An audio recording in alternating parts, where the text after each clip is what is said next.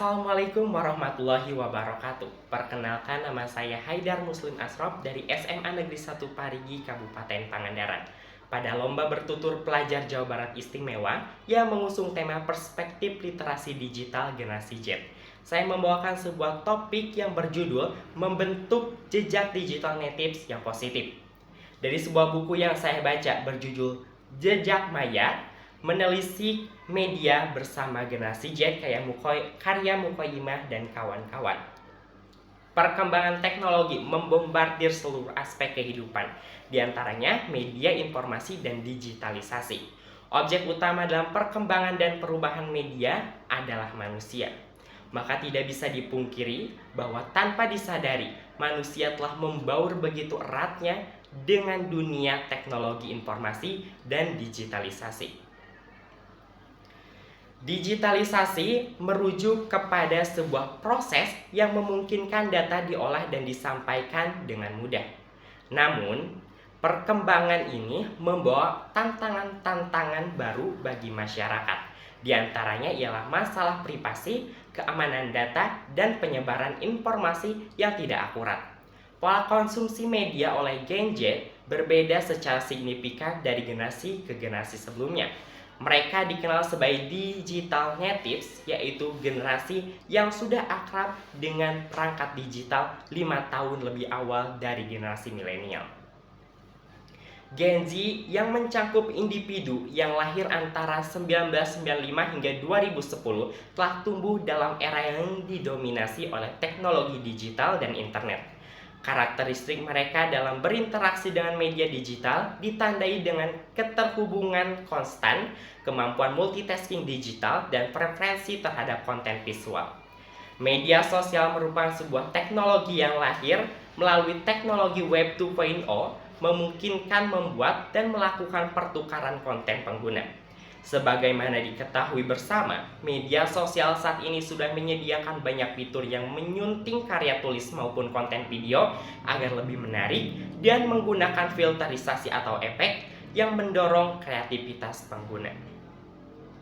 Dari sinilah lahir istilah netizen atau warga internet yang memiliki perilaku beragam. Secara umum, netizen terbagi atas 3 kelompok. Netizen aktif yang produktif membuat konten dan memanfaatkan teknologi secara positif. Netizen pasif yang menggunakan internet hanya sebagai formalitas tanpa berkontribusi. Netizen negatif yang menggunakan internet untuk melakukan aktivitas-aktivitas yang merugikan baik untuk diri sendiri maupun untuk orang lain. Namun, kehidupan digital tidak lepas dari aspek psikologis. Dalam tahap perkembangannya, masa remaja adalah masa penting dalam membentuk identitas diri. Menurut seorang psikologis, Erik Erikson, terdapat beberapa fase pertumbuhan mulai dari membangun rasa percaya, kemandirian, hingga menemukan jati diri. Dukungan dari keluarga dan lingkungan sangat penting agar remaja dapat tumbuh stabil dan percaya diri di tengah arus media yang begitu kuat memengaruhi emosi dan mempreferensi mereka. Kemudian dalam bermedia sosial memang membawa banyak manfaat, namun di sisi lain media sosial juga membuka celah lain munculnya aksi tidak terpuji. Salah satunya adalah cyberbullying. Melalui sifat anonim dan luasnya jangkauan, media sosial membuat pelaku sering merasa aman saat melakukan intimidasi dan pelecehan pada korbannya. Di balik berbagai tantangan itu, sebenarnya teknologi dibangun di atas dasar sistem yang disebut algoritma, yaitu serangkaian langkah atau instruksi yang dirancang untuk menyelesaikan suatu masalah atau mencapai suatu tujuan tertentu. Selain memahami sistem digital, Gen Z juga harus bijak dalam menggunakan kebebasan berekspresi. Hak ini dijamin oleh Undang-Undang Dasar 1945 Pasal 28E ayat 3. Namun kebebasan tidak boleh disalahartikan sebagai kebebasan tanpa batas.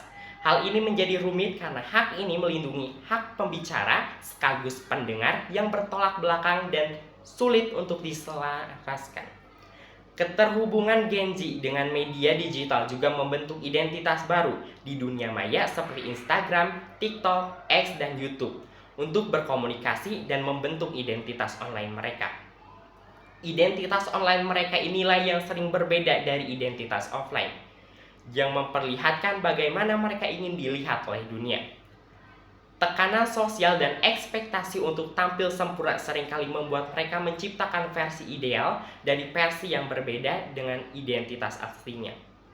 Di tengah kompleksitas dunia digital ini, kemampuan literasi digital menjadi sangat penting. Tantangan seperti hoax, pelanggaran privasi, dan etika daring hanya bisa dihadapi dengan kemampuan berpikir kritis. Salah satu cara menyampaikan pesan literasi dengan cara ringan adalah melalui meme atau kutipan digital. Dengan gaya humor dan visual yang sederhana, meme mampu menyampaikan pesan edukatif dan moral kepada khalayak luas. Perkembangan media juga membawa perubahan besar dalam cara Gen Z menikmati hiburan. Sebelum era digital, hiburan didominasi oleh radio dan juga televisi, yang menjadi media utama di abad ke-20. Radio mampu membangun imajinasi pendengar, sementara televisi muncul bersamaan dengan kejayaan radio, yakni pada tahun 1926 yang menghadirkan visual yang menarik bagi penonton meskipun masih bernuansa hitam putih, tetapi dapat membawa ketertarikan tersendiri. Pada akhirnya, semua perubahan ini menunjukkan bahwa generasi Z adalah wajah dunia digital masa kini. Mereka lahir di tengah banjir informasi dan tumbuh di antara peluang serta tantangan besar. Tugas utama mereka bukan hanya menikmati teknologi, tetapi juga menggunakannya dengan bijak. Dengan literasi digital, etika, dan kesadaran sosial, generasi Z dapat meninggalkan jejak maya yang positif.